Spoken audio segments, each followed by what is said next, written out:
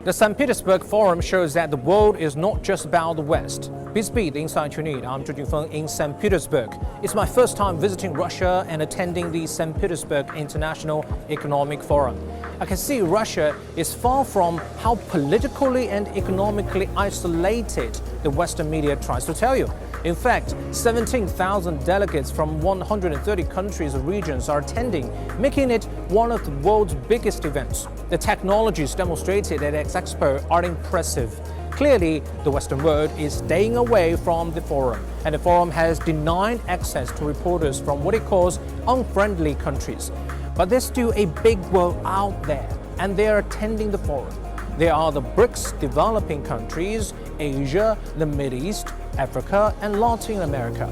Many of these countries and regions follow their own agenda and no longer the agenda of the West.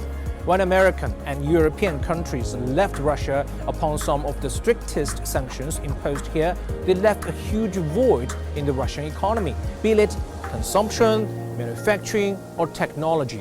In a market economy where there's demand, there will be supply.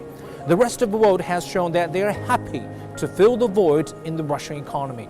The United Arab Emirates serves as this year's guest of honor, a symbolic move that the Middle East is breaking out of the West agenda and following its own path.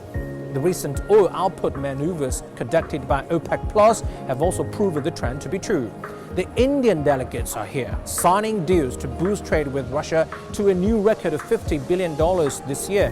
Both countries are even setting up a joint financial structure to support energy cooperation and trade. The Chinese delegates are here, and so are the Brazilians. They're both developing countries in the BRICS together with Russia, and seeking development through cooperation is only natural.